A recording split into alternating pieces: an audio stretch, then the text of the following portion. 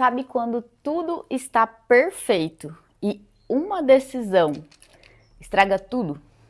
Foi exatamente isso que aconteceu lá no Éden com o pecado do homem e da mulher. A queda, quando o pecado entra na humanidade. Foi isso que aconteceu. Tudo era perfeito e acabou com tudo. Eu te convido para hoje fazermos juntos aqui algumas reflexões referente ao capítulo 3 do livro de Gênesis. No capítulo 2, no capítulo anterior, nós falamos sobre alguns temas relacionados ao descanso, quando Deus termina a criação da humanidade e ele descansa. Nós falamos um pouco sobre o detalhamento da criação do homem e da mulher, falamos sobre a responsabilidade do homem, o papel da mulher dentro dessa criação desde a origem. E então, agora no capítulo 3 nós vamos falar, quando tudo estava perfeito, entra então o pecado e acaba com tudo que Deus havia criado, que era maravilhoso. O que acontece aqui no capítulo 3? A serpente era o animal mais astuto dos animais selvagens que Deus havia criado. Então, o primeiro ponto é que sim, foi Deus quem criou a serpente. E a serpente, ela representa aqui o inimigo, ela representa o diabo, ela representa aquilo que quer nos afastar de Deus e nos afastar do que ele deseja para nós. Ela, o que relata aqui na Bíblia, é que a serpente, ela vem e pergunta para a mulher, pergunta para Eva, o que Deus realmente havia dito sobre não comer o fruto de nenhuma das árvores do jardim. O que aconteceu aqui? A serpente, representando o inimigo, planta dúvidas na cabeça da mulher. Então ela diz assim, Deus realmente disse isso? E na nossa vida, dessa forma, o inimigo ele vem plantando dúvidas na nossa cabeça. Ele vem falando, será que você não pode fazer isso mesmo? Será que é dessa forma mesmo que Deus falou? Mas por que você não pode fazer isso? E essas dúvidas que o inimigo vem plantando na nossa cabeça, se nós deixamos essas dúvidas tomar conta do nosso coração, nós acabamos fazendo o que a mulher, neste caso, fez, que é pecando, fazendo o que Deus já disse que não é para fazer. Então o inimigo ele vem colocando essas dúvidas e ele vem distorcendo, o que Deus diz. Então, ele usa tanto a armadilha da dúvida quanto a armadilha da distorção para nos fazer questionar o que Deus falou. Porque Deus disse que não era para comer daquele fruto específico, Mas a serpente diz, Deus realmente disse que vocês não devem comer do fruto de nenhuma das árvores do jardim? Não foi isso que Deus disse, nenhuma das árvores. Ele tinha dito daquela árvore específica, mas o inimigo vem plantando dúvidas e vem distorcendo a fala de Deus. Isso ele faz com a gente. Então nós precisamos estar muito atentos em relação a isso. Nós precisamos estar com o coração muito firme naquilo que Deus disse para não ter dúvidas e também para que não deixe que o inimigo venha distorcer na nossa mente isso, certo? E aí aqui tá uma outra falha, A mulher, ela começa a, vou colocar aqui entre aspas, dar moral para a serpente. Ela começa a conversar, ela responde à serpente, ela responde ao inimigo. Nós precisamos estar muito atentos, porque quando o inimigo vem plantando essas dúvidas, nós precisamos cortar o mal pela raiz. Nós não temos que ficar conversando, negociando, dando atenção para o inimigo. Quando essas dúvidas vêm, já corta na raiz. Isso é o inimigo querendo me afastar de Deus, eu não vou dar brecha para ele, eu não vou abrir espaço na minha vida e não responde, não fica aceitando essas dúvidas. A mulher, ela disse, ela já respondeu, podemos comer do fruto das árvores do jardim. É só do fruto da árvore que está no meio do jardim que não podemos comer. Ou seja, ela começa a dar explicação para o inimigo, E nós não temos que dar explicação, nós temos que nos manter firmes. E aqui, é importante dizer que nós não estamos aqui para julgar a mulher, tá?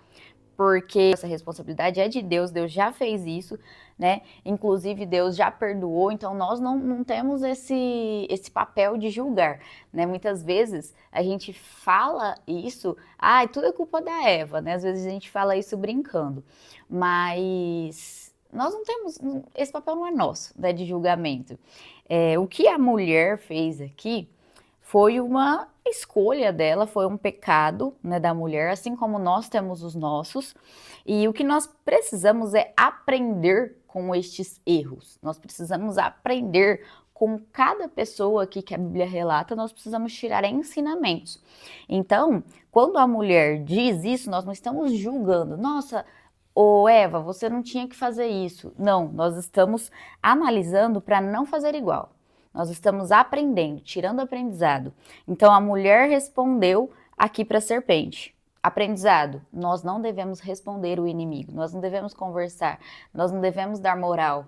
Quando essas dúvidas vierem, quando essas distorções vierem na nossa cabeça, corta pela raiz. Aqui você não tem espaço para entrar, né? E é difícil fazer isso, tá? Não é fácil, porque essas coisas vêm com sutileza, né? Essas coisas vêm assim, plantando essas dúvidas na nossa cabeça, às vezes até os nossos próprios amigos, às vezes até a nossa própria família, às vezes até no nosso trabalho, né, as pessoas que estão próximas a nós. Então a gente tem que pedir para Deus um discernimento. Deus me dê discernimento para saber o que é o inimigo ali, tentando colocar dúvidas na minha cabeça, tentando distorcer o que o Senhor falou para que eu não caia nas armadilhas dele, para que eu não faça como a mulher fez, de acabar dando atenção para o que o inimigo está falando e deixar que aquilo entre no meu coração. Nós temos que pedir isso para Deus. E aqui ela fala, ela continua respondendo, é só do fruto da árvore que está no meio do jardim que não podemos comer. Deus disse, não comam e nem sequer toquem no fruto daquela árvore, se o fizer, morrerão. Antes, né, quando Deus diz, nós não vemos aqui na Bíblia relatando que Deus disse para não tocar. Mas aqui a mulher já dá essa informação para a serpente, ou seja, a mulher ela já começa a conversar e dar outras informações para a serpente. Nós não podemos munir, né, o inimigo de informações, nós não temos que fazer isso, nós temos que nos manter firmes naquilo que Deus falou, sem dar brecha, sem ficar ouvindo, muito menos respondendo, né, o inimigo ali. E aí, como a mulher deu essa abertura, a serpente continuou, né? É claro que vocês não morrerão, ela diz isso. Aqui também, olha, fica muito claro, é um ponto para a gente refletir. O inimigo, ele fala com muita segurança para nós, né? Então ele diz, claro que você não vai morrer, é claro que isso não é pecado. É claro que não vai acontecer nada com isso se você fizer, tomar essa atitude, se você tomar essa decisão. Não, se você fizer isso, não tem nada a ver. Não, isso aí não é errado. Aonde está escrito que isso é pecado? Então ele fala com muita certeza, ele fala com muita segurança para nós, mesmo sabendo que é mentira. Por quê? Lembra que o inimigo é astuto? Então, mesmo sabendo que aquilo é pecado, mesmo sabendo que aquilo vai nos trazer consequências negativas, que aquilo vai nos afastar de Deus, é o que ele quer. Então, ele fala com muita certeza, ele fala com muita segurança. Nós precisamos tomar cuidado com isso, porque essa segurança que o inimigo traz, isso gera em nós dúvida. Se nós não estivermos muito firmados naquilo que Deus diz, se nós dermos essa abertura para o inimigo, essa brecha, vai gerar dúvida no nosso coração. Porque nós somos humanos, nós somos falhos. Então nós não podemos dar espaço. Se dermos espaço, vai causar dúvida no nosso coração. Porque ele fala com essa segurança. E aí a serpente continua dizendo, Deus sabe que no momento em que comerem do fruto, seus olhos se abrirão. E como Deus, vocês conhecerão o bem e o mal. Olha só, qual a vantagem de conhecer o mal? Me diga. Eles já viviam num lugar perfeito, eles já tinham tudo o que eles precisavam, Deus já havia entregado tudo para eles. Mas o inimigo, ele faz com que pareça ser uma vantagem aquilo que ele está oferecendo para nós, né? Ele faz com que Deus pareça ali ser ruim para nós. Porque o que a serpente está querendo dizer? Não, Deus não quer que vocês façam isso, porque isso vai ser bom para vocês, isso é uma vantagem, Ele não quer que vocês tenham essa vantagem.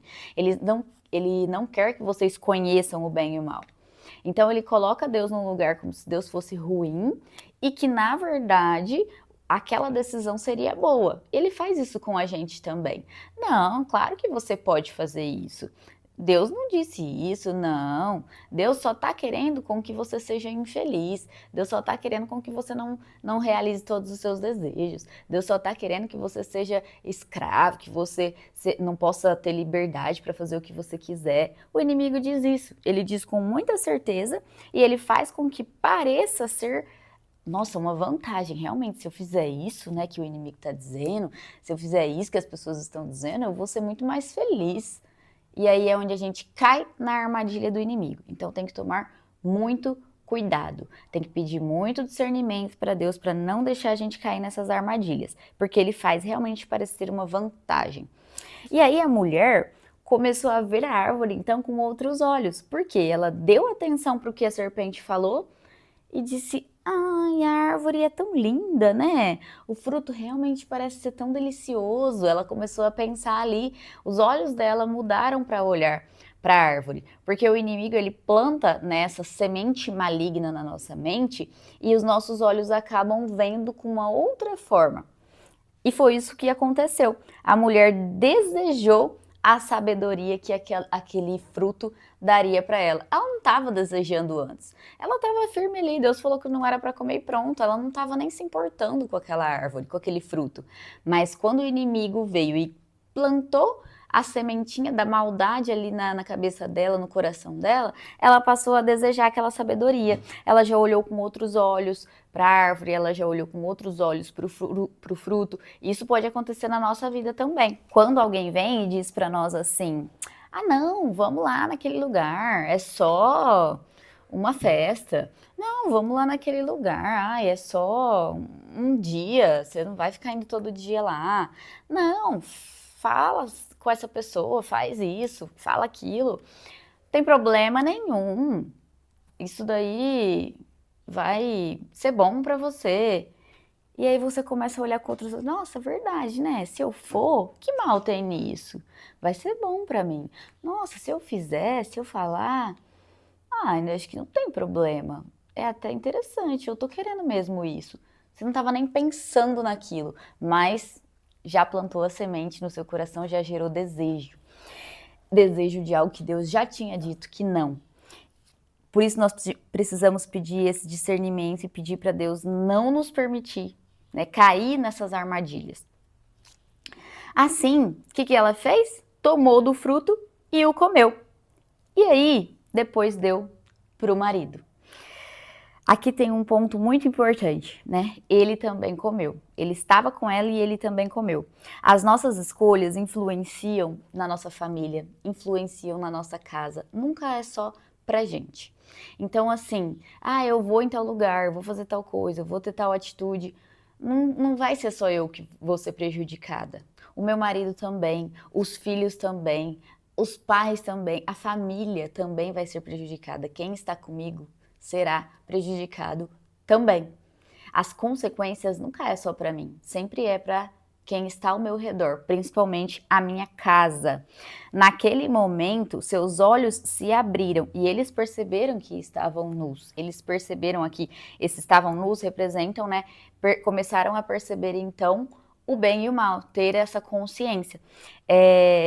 Os olhos dos dois se abriram. Porque os dois comeram, os dois sofreram as consequências ali. E aí eles costuraram folhas de figueiras para se cobrirem. Como eles tiveram a consciência então do bem e do mal, eles já começaram a tentar encobrir, eles já começaram a tentar esconder. Isso já era consequência então dos olhos deles terem se aberto. E é isso que acontece com a gente. Nossa, comecei a perceber algumas coisas, né? Fiz errado aqui, vou tentar esconder, vou tentar encobrir, e aí uma coisa vai levando a outra, né? Um erro nosso leva a outro, um erro leva a mentira, um erro leva a gente a esconder, e aí só vai piorando, né? Como se fosse aquela bola de neve que vai piorando uma escolha errada, levando a outra escolha errada. Quando soprava a brisa do entardecer, o homem e sua mulher ouviram o Senhor Deus caminhando pelo jardim. Aqui tem um ponto importante também. Deus, ele caminha ao nosso meio, né? Deus está conosco. Ele está vendo e observando tudo que nós fazemos. E nesse momento, eles se esconderam dentre as árvores. mais uma vez se esconderam. E aí o Senhor, claro, chamou o homem e perguntou: onde você está? Ele respondeu: ouvi que estavas andando pelo jardim e me escondi. Tive medo, pois eu estava nu. Deus sabia, né, onde o homem estava, mas Deus perguntou: onde está você? Onde você está? Mesmo Deus sabendo, Deus nos pergunta, porque Ele quer ouvir de nós, né? O que nós vamos dizer? Nós vamos dizer a verdade para Ele? Ou nós vamos mentir? E Deus continua aqui perguntando: quem lhe disse que você estava nu? Perguntou Deus. Deus sabia muito bem o que tinha acontecido. Deus é Deus. Mas ele perguntou: você comeu do fruto da árvore que eu lhe ordenei que não comesse? As perguntas de Deus, quando Deus nos pergunta, quando Deus nos confronta, o que ele está querendo dizer? O que ele está querendo fazer com que nós tenhamos a consciência? Quando eu respondo para Deus, Deus, eu comi. Eu tenho consciência do meu erro. Quando eu falo o meu erro, quando eu digo o que eu fiz, aquilo tem um peso. Eu consigo ter a consciência. Eu consigo enxergar, né? Falando para Deus, Deus, eu fiz isso. E aí cabe a mim. O que eu vou fazer? Vou falar: Deus, eu fiz, me perdoa? Ou Deus, eu fiz e tentar me justificar? Né? Isso tem uma grande diferença entre dizer: Deus, eu fiz, eu errei, me perdoa, e me arrepender de verdade, e dizer: Deus, eu fiz, mas a culpa é de fulano, porque foi isso que aconteceu aqui, né? O homem respondeu: foi a mulher que me deste, ela me ofereceu do fruto e eu comi. O que ele fez? Ele se arrependeu, falou: Deus, eu comi, me perdoa, não deveria ter feito isso, eu realmente sou culpado. Porque lembra que o homem tinha responsabilidade? A responsabilidade, né, era do homem. Então, por isso que Deus chama o homem e pergunta. E ele não assumiu a responsabilidade. Ele jogou a culpa ali na mulher. Nós também temos que tomar muito cuidado para não fazer isso, para não colocar a culpa no outro. Porque aí o que acontece em seguida? Deus, ele vem e pergunta para a mulher: o que foi que você fez? Aí o que ela faz? Mais uma vez, coloca a culpa na serpente. Não assumiu o erro dela. Ela fala: a serpente me enganou. Foi por isso que comi do fruto. Olha só, nem o homem, nem a mulher assumem a responsabilidade. Deus, eu comi mesmo, me perdoa. Eles colocam a culpa um no outro, e para nós também, gente. Mais uma vez, nós não estamos julgando nem o homem e nem a mulher aqui, porque nós fazemos igual. Nós tentamos justificar para Deus, nós tentamos colocar a culpa no outro, nós tentamos falar: Deus, mas eu fiz isso, mas foi por isso, Deus. Foi ela que começou, foi ele que começou, foi a pessoa que falou isso para mim, Deus, por isso que eu respondi. Foi a pessoa que me chamou para ir lá, por isso que eu fui. Nós fazemos essas justificativas com Deus, igual eles fizeram aqui. Então, Deus disse para a serpente: uma vez que fez isso, maldita é você. Deus sabia que o homem também tinha errado, que a mulher tinha errado. Eles não assumiram o erro dele, mas Deus, ele não tira também a responsabilidade da serpente. Ele não tira a responsabilidade do inimigo na nossa vida. Ele sabe quem é o inimigo. Ele sabe que o inimigo vem plantar dúvida. Ele sabe que o inimigo vem distorcer o que ele falou. Ele sabe que o inimigo vem nos induzir a errar, a nos afastar dele, a fazer coisas que ele falou para não fazer. Ele sabe, então ele não tira aqui a responsabilidade da serpente. Ele diz: maldita é você. E aí ele dá aqui a consequência para a serpente. O que vai acontecer com ela? Que ela vai se arrastar sobre o próprio ventre, que ela rastejará no pó enquanto ela viver. Vai fazer inimizade entre ela e a mulher, entre a sua descendência, né, da serpente, e a descendência da mulher. E aqui, né, Deus ele já começa a apontar para Jesus. Então, ele lhe ferirá a cabeça e você lhe ferirá o calcanhar. Essa fala de Deus refere-se a Jesus, quando Jesus pisaria na cabeça do inimigo, venceria, e então o inimigo feriria o calcanhar, né, de Jesus, feriria Jesus iria ter uma morte na cruz, mas isso não venceria Jesus, porque isso seria só um ferimento no calcanhar, enquanto Jesus realmente ali feriria a cabeça do inimigo e acabaria com ele para sempre, que foi o que aconteceu na cruz. Então essa fala de Deus aqui já aponta para Jesus. Tudo na Bíblia aponta para Jesus. Isso é importante também a gente falar, tá? Deus está dizendo aqui sobre o que realmente estava acontecendo lá no Éden, mas já apontando para Jesus. E aí Deus continua dizendo o seguinte: a mulher, olha o que ele falou para a mulher. A mulher também não foi isenta das consequências, né? A serpente foi responsabilizada, ela teve as consequências dela. A mulher foi responsabilizada, teve as consequências dela. Farei mais intensas as dores de sua gravidez. Então, a mulher, nunca tive filho, mas as mulheres que já tiveram diz que a dor do parto, né, é uma dor imensurável, é uma dor incomparável com nenhuma outra, que é uma dor muito forte, além de todas as outras. Então aqui, Deus ele faz mais intensas, né, do que eram as dores de parto da mulher. Foi uma consequência desse pecado. Com dor você dará à luz, e aí olha, isso aqui é polêmico. Seu desejo será para seu marido e ele a dominará. Eu tô com uma versão NVT, NVI e a Almeida Revista e Corrigida. Todas as versões dizem esta mesma palavra, e ele te dominará. Teu desejo será para teu marido e ele te dominará. Não sei se tem uma outra versão que diga uma palavra diferente, né? Mas essas três dizem a mesma palavra. E por que ela é polêmica?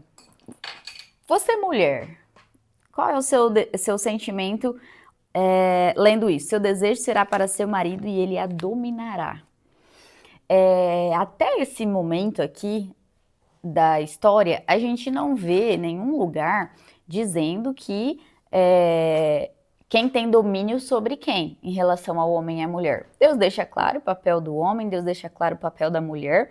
Lá em Gênesis 2, fala sobre o que cada um, né, deve fazer, qual é o papel de cada um, mas não tem falando sobre domínio um do outro. Antes não tinha isso, e agora tem. Por quê? Consequência do pecado também. Então hoje a gente vê isso assim, essa competição extremamente escancarada, né? Feminismo, machismo, e aí um quer ser mais do que o outro, um quer ser melhor do que o outro, um quer ter mais direito do que o outro.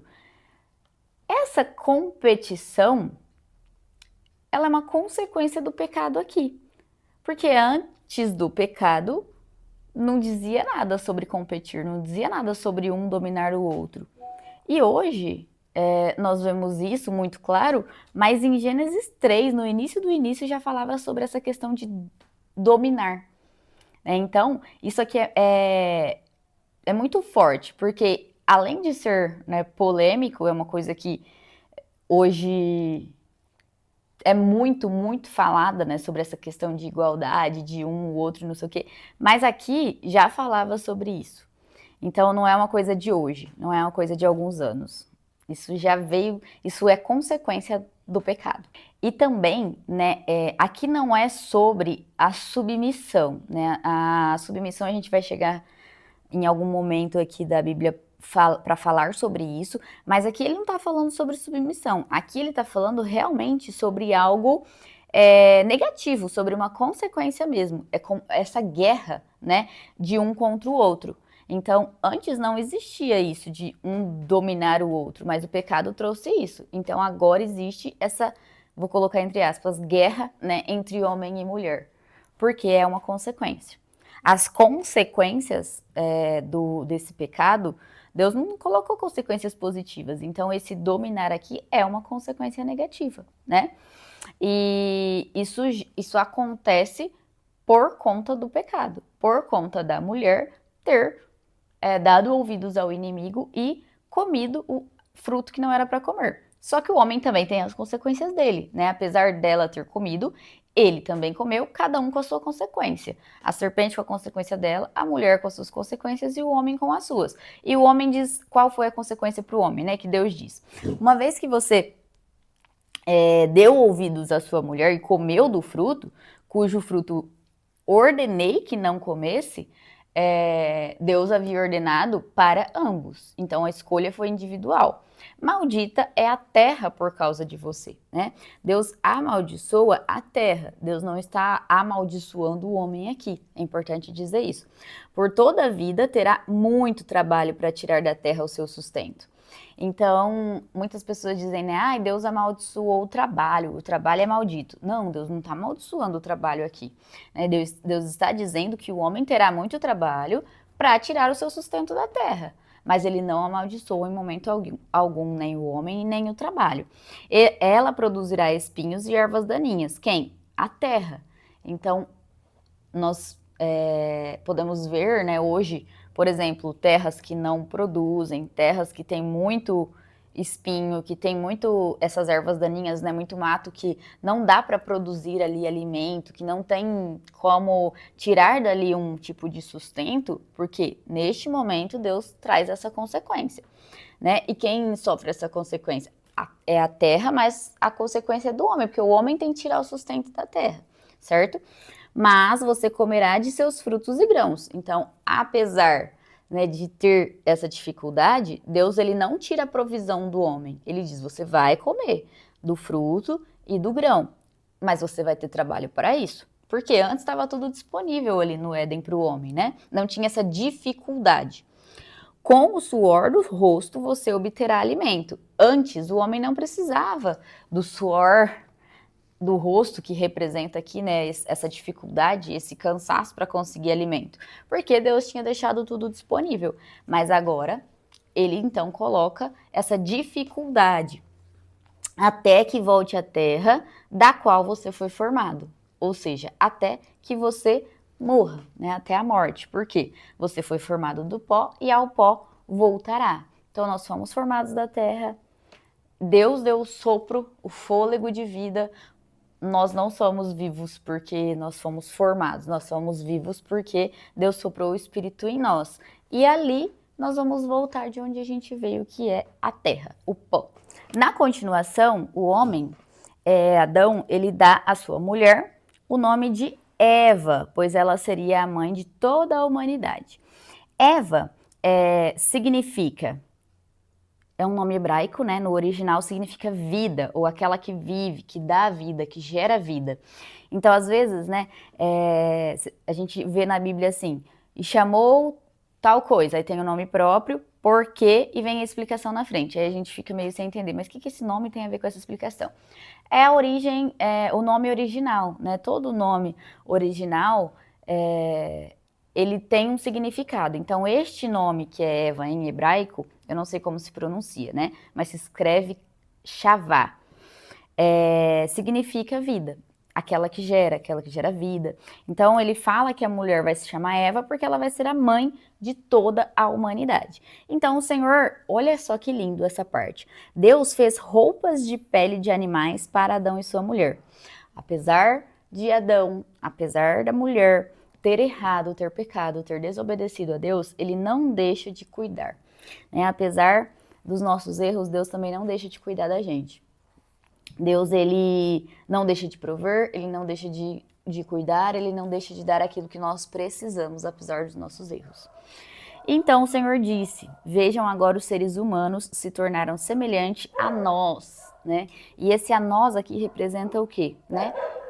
O Pai, o Filho e o Espírito Santo, a Trindade, né? Para nós, que nós cremos que estavam ali juntos. Pois conhecem o bem e o mal. Se eles tomarem do fruto da árvore da vida e dele comerem, viverão para sempre. Lembra que tinha duas árvores, né, no jardim? No meio do jardim tinha a árvore do conhecimento, do bem e do mal, e tinha a árvore da vida. O homem e a mulher comeram do fruto da árvore do conhecimento, do bem e do mal. Mas ainda tinha a árvore da vida. E o que Deus faz aqui, né? Para impedir que isso acontecesse, para impedir que o homem e a mulher comessem do fruto da árvore da vida e vivessem para sempre, Deus os expulsa do Éden. Então, olha, vocês erraram, vocês comeram do fruto da árvore do conhecimento do bem e do mal, vocês vão ter as suas consequências, né? Como a gente disse aqui, cada um com as suas consequências e vocês não vão ficar mais aqui. Isso acontece na nossa vida também. Quando nós erramos, aqui ninguém assumiu o seu erro, ninguém se arrependeu, ninguém pediu perdão para Deus. O que Deus faz? Ele nos tira, ele nos priva de algumas coisas. Por quê? Para que nós não venhamos errar novamente, para que nós não venhamos a ter mais prejuízos, né? Mais consequências negativas, porque ele sabe que isso vai ser pior para nós. Então ele nos priva, ele expulsou aqui e ambos, né, do Éden, e então o homem passou a cultivar a terra da qual tinha sido formado. Nós muitas vezes perdemos coisas boas que nós temos, que Deus nos dá, por causa da nossa própria desobediência. Então o homem e a mulher, eles perderam tudo que o Éden oferecia, que era perfeito, por conta da sua desobediência. E também por conta eles poderiam piorar a situação comendo do fruto da árvore da vida. Então, a gente tem que tomar muito cuidado para não perder coisas que Deus já nos deu e não perder coisas que Deus, por causa de erros, por causa de pecados, por causa de desobediência.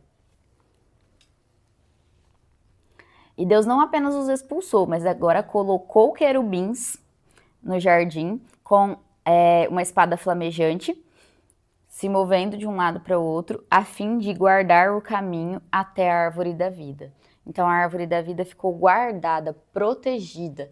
Deus, ele faz isso para evitar, né, que o homem venha ali, o homem e a mulher venha e coma do fruto da árvore da vida. Então, parece assim, né? Nossa, uma coisa ruim, mas na verdade Deus está protegendo o próprio homem e a mulher.